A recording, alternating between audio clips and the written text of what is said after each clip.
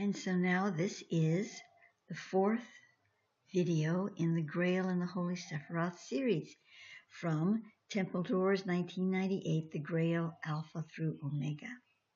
It's a reading, but it's also a commentary. We left off last time after the 12th path. We're on the Holarian crystals and their representation in the Holy Sephiroth. So now we're going to path 13. The path runs, well, just a moment, let's see, is that correct? Okay.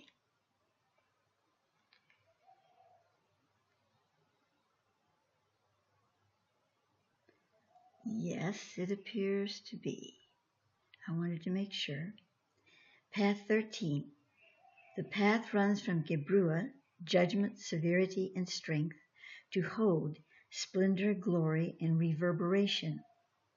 The Tarot archetype is the guardian, known as the devil in most decks, but Thoth prefers Stuart's guardian definition, which is, quoting from Stuart, a guarding and inspiring power, protector of life forms, destroyer of falsehood and illusion, lord of animals, unquote. And so now Thoth proceeds with the Holarian crystal for this path, and that is the Parsifal Holarian.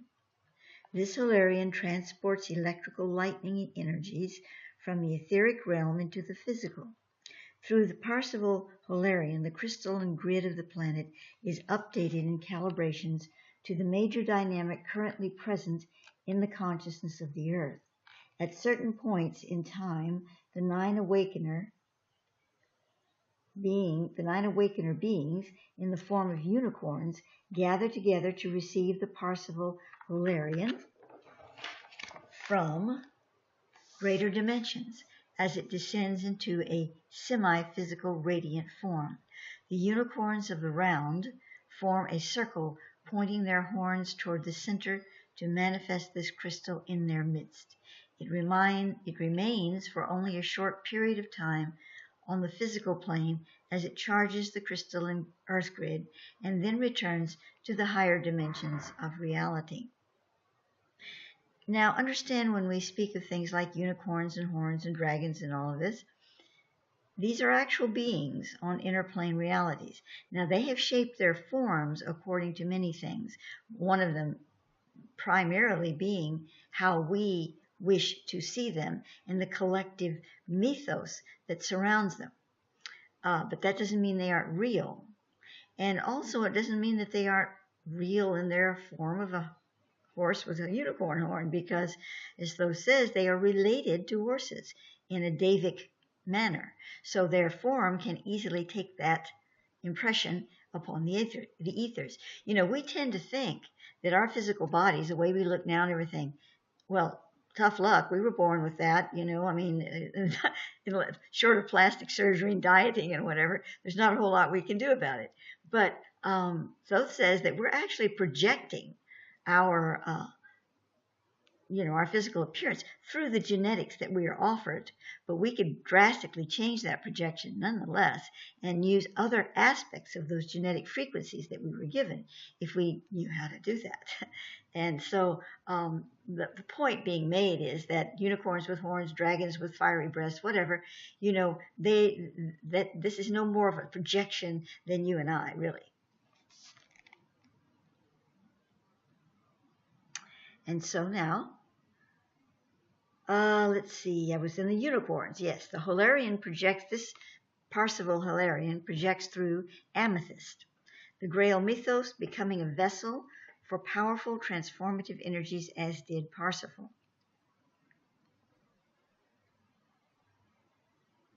And now we go to path 14. The path runs from Tipperath, beauty and harmony, to Netzach, victory and eternity. The Tarot archetype is the lovers. Lover as a spiritual power, inner energies move through life, expression as polarized forms. That's a quote from Wayne Stewart's book, the Merlin Tarot. Always the Tarot archetype that I'm reading in these is a quote from his book. The rest is Thoth stuff. Okay, Holarian crystal, the Saphra, S-A-F-F-R-A, Holarian. Atlantis' etheric crystal, containing the imprinting of its purest being, projects dynamic beauty, creativity, invention, psychic powers based on spiritual intent and telepathy with animals. The Hilarion projects through orange, sapphire, and sunstone. GRAIL mythos.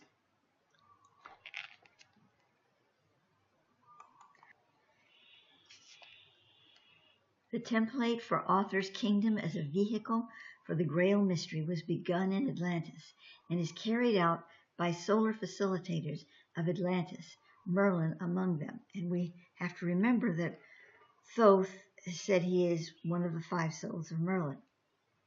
Currently, many programs of light redemption are orchestrated by souls with strong Atlantean purpose and direction. It was in Atlantis that polarity became a crucible for human creation. In other words, through the human races of humanity, polarity was employed to become the power of manifestation and production in the world of mankind. Many of the love stories of the Arthurian Grail mythos reflect this form of manifestation, for they affect not only the couples involved, but key aspects of the whole kingdom.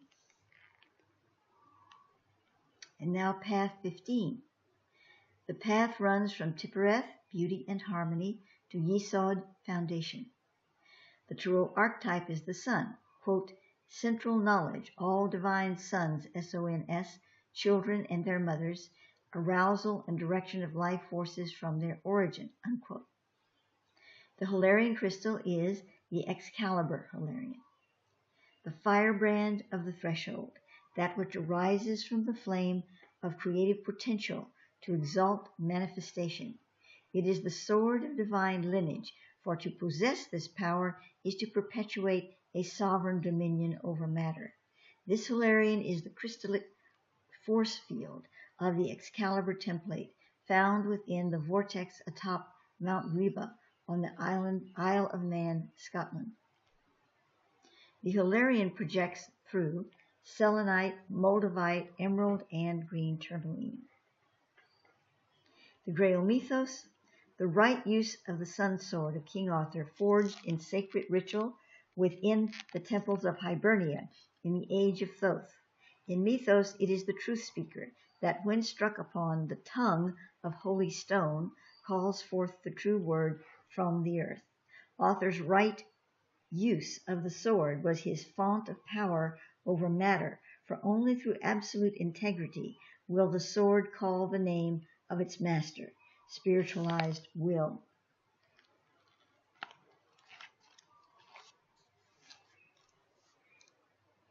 And now we go to Path 16. The path runs from Hod, splendor, glory, and reverberation, to Tiphereth, beauty and harmony. The tarot archetype is the chariot, knowledge in motion, inner teaching, vehicle of divine consciousness, fusion of intellect or mind, and spiritual awareness. The Hilarion crystal is the Aton Hilarion. This Hilarion contains the outward solar dynamic of the planet. It carries the 10 sacred Solarian rays, which are divine rays coming from the center of the universe and are manifest in the earth, continuing to quicken it to their true source of divine power. The Hilarion projects through golden topaz, citrine, and golden calcite. Grail mythos, the sword Excalibur, the higher mind, word, or logos, is forged from the undivided power of spirit. The higher mind activates all it touches, all it can conceive. And now Path 17. The path runs from Hod, splendor, glory, and reverberation, to Netzach, victory and eternity. The tarot archetype, the Wheel of Fortune, quote, collective thoughts of individual, group, family, race, or nation, the interaction in consciousness between human beings and all other life forms on the planet, the wheel of life cycle, the seasons within humankind, unquote. The Hilarion crystal is fourfold, the sacred calendar. I don't know why it says fourfold there. Excuse me. But we shall find out.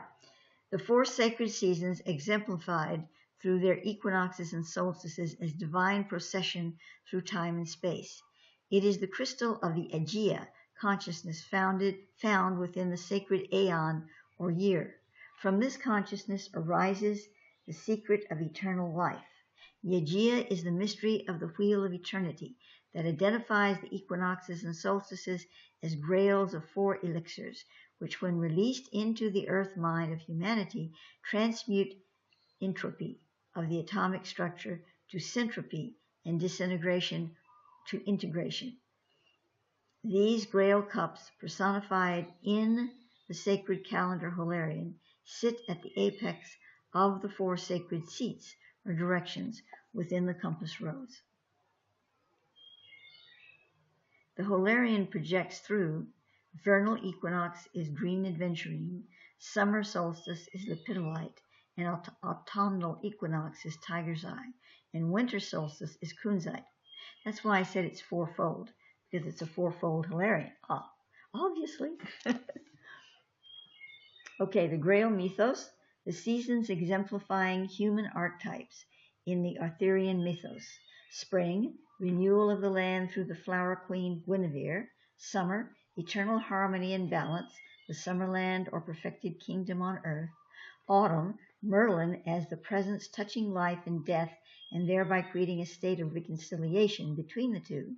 Winter, the king of the land, Author, he who must be the source of life and yet cannot participate within it.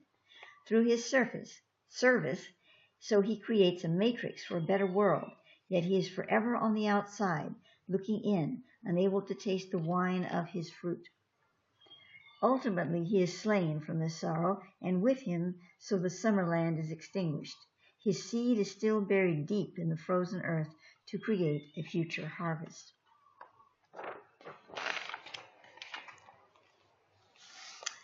And now we come to Path 18. The path runs from Netzach, Victory and Eternity, to Yesod, Foundation. The Tarot archetype is the priestess. Tides of life, power, and swarms of, let me read that again. Tides of life, power, and swarms of life force.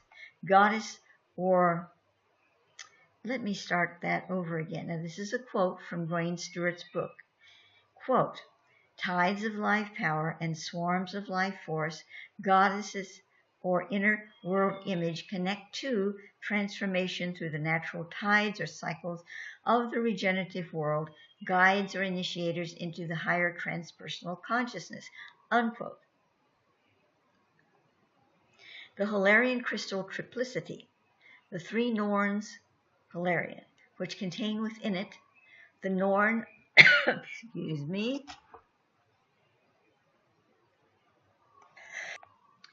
sorry, folks, a little cough break there. Didn't quite turn it off before the first cough came. Okay, so we're going to go back to the Holarian crystal triplicity, the three Norns Holarian, which contains within it the Norn URTH Holarian, the Norn, oh boy, VERTHANDI Holarian, and the Norn Skuld, SKULD Holarian. Crystallic Trinity initiation comes from the transforming power of the interdimensional worlds. This Holarian is a threefold guardian and facilitator of the Ark of the Covenant, grace, the sacred on. It focuses on the most inner mystery as a separation from linear time, both at a cellular level and within the secret chamber of the heart. The initiate cannot gain entrance at the threshold unless they know the code of the Norns, which is garnered from the most sacred light mathematics inscribed within the genetic code of the human race, and can be tapped only through the absolution of power of matter through spirit. Let thy will be done, O Lord. The Holarian projects through. The first Norn, the Earth Holarian, is Charoite.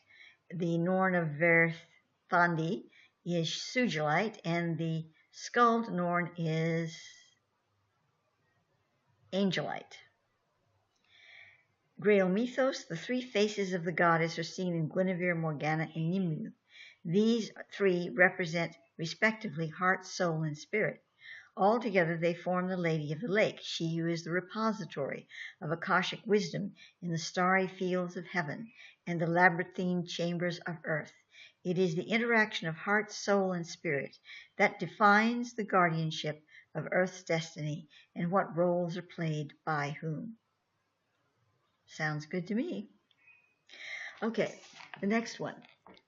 Path 19. The path runs from Malkuth Kingdom to Netzach, Victory and Eternity. The Tarot archetype, the world universe. Quote, the consciousness of the world or universe, the four powers and elements within all life forms, encompasses universal beings in an expressed individual image, divinity and matter, the universe within human awareness, alchemical being. Unquote. The Hilarion crystal is quadruplicity. It's a quadruplicity Hilarion crystal. So here we go. The Compass Rose Hilarion, which contains within it the north, south, east, and west Hilarions. The four sacred directions as they interact with the four sacred meridians in humanity. The contact points for human Earth synergy through the natural magnetic compass, the map of Earth as a divine reflection of humankind, of mankind. Same thing. The Hilarion projects through the North Hilarion, which is optical clear calcite, the South, which is gold calcite, the East, which is green calcite, and the West, which is pink or peach calcite. It projects through all these aspects simultaneously. The Grail mythos, the interaction of the forces of the earth as strong magnetic principles in the lives of the Grail quester, impelling each night into different arenas and thus scenarios upon the land.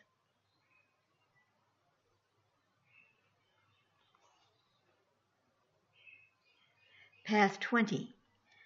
This path runs from Hod, splendor, glory, and reverberation, to Yesod, foundation.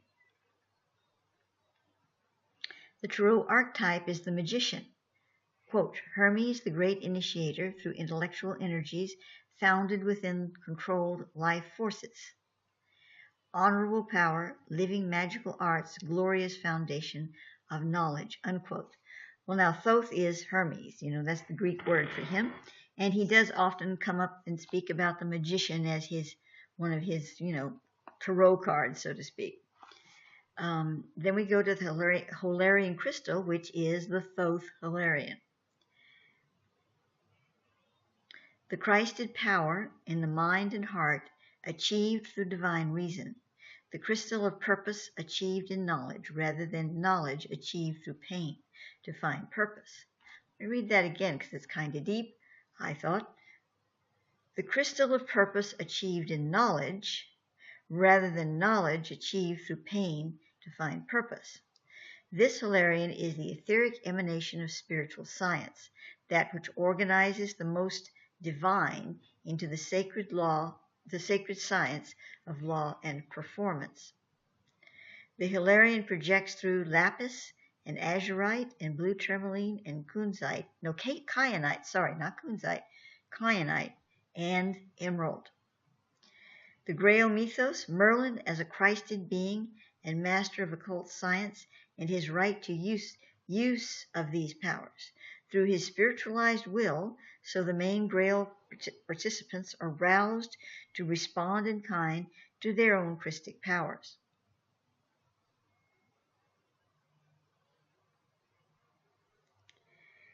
Path 21.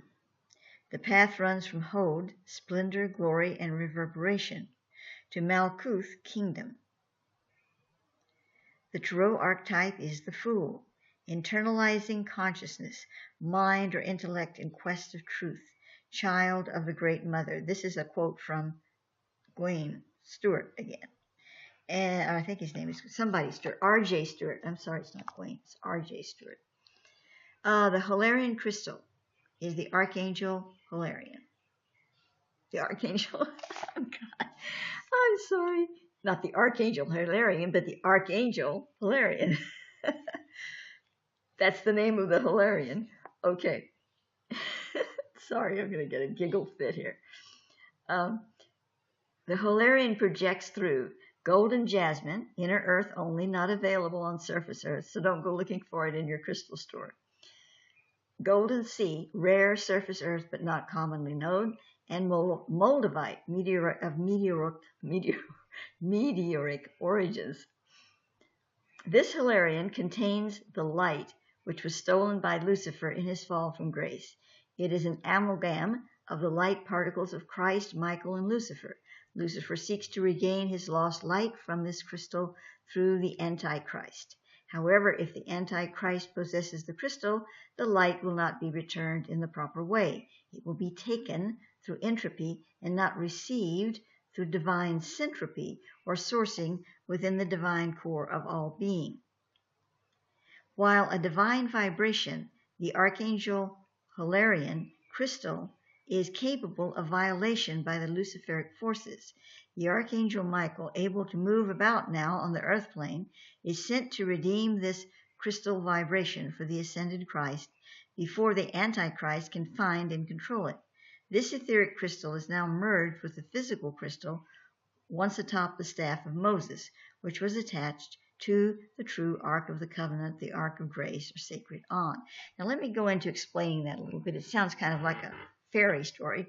You know, the Archangel Michael coming around and trying to find the Antichrist, the crystal before the Antichrist gets it. It'd make a good sci-fi movie, you know. But there's really more to it than that. I'm not saying that's not true, but one needs to understand all of this from quantum mechanics. It's not symbolizing it. There's truth in what is being said here. But if you raise it to the level of quantum mechanics, you see how these forces are interacting with one another, perhaps in an earth plane way, you know, on the planet, but it makes more sense. It's not just some kind of a, cloak and dagger story. It shows how the energy is being interrupted from a circuit break, and it has to be brought back into the full circuitry. And it doesn't show, it shows that, Lucifer is not a negative being. Lucifer is a means to operate this energy in a way that allows it to conduct its field, which we chose to do when we came down to this earth. But the Archangel Michael is trying to bring this back into its true font, not by, slapping our hands and saying, you've been bad, but by helping us to find the way to bring it back into a closed circuitry again. Not closed, that sounds like, I should say, an infinite circuitry, but it's not open to the realms of the half-light spectrum. It's metatronic instead of how we're working with it now in the oratronic field, or the half-light spectrum. Okay. GRAIL mythos. The round table is a temple of single focus in alignment with divine purpose, to unite forces in order to carry out sacred activation.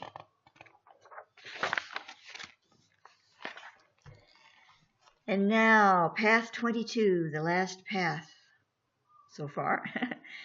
The path runs from Yesod foundation to Malkuth kingdom. The Tarot archetype is the moon.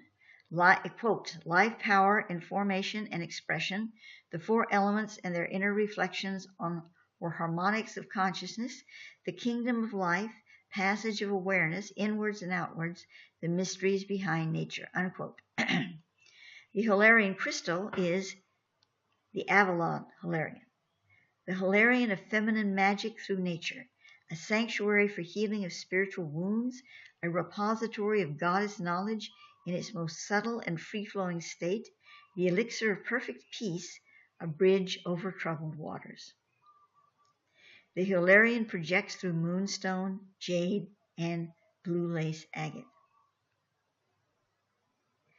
GRAIL mythos, author's communion with the Lady of the Lake and his transport by her into the other world of Avalon. The masculine aspect of the self communing with the feminine and surrendering itself to the healing currents of that union. Additionally, according to Thoth, in the parallel earth realms which align to the Metatron, such as Avalon, Pathways are created from Thoth to the spheres of Bina, Chokmah, Gebrua, and Chesed, which are 4 additional pathways not recognized by the traditional Kabbalah. The Holarian crystals Thoth refers to as the 4 daughters of Jacob are representative of these 4 pathways and are essential to the future integration of Earth with macrocosm geometries of the newer star. While Thoth has yet to give specific information on these 4 Holarian crystals, stating only that they enter into such parallel Earth realities as Avalon through the 4 paths not existing in our reality, leading into Thoth, the Sephirah of the Abyss. These 4 Holarian crystals and the paths they define in the other world are also germane to the 4 worlds of the Sephiroth, the Atzulith, the world of spirit, the Braya, world of thought, and the Yetzirah, world of feeling, and Asya, world of desire. They will be open to this world just prior to the ascension of Earth in LP 40.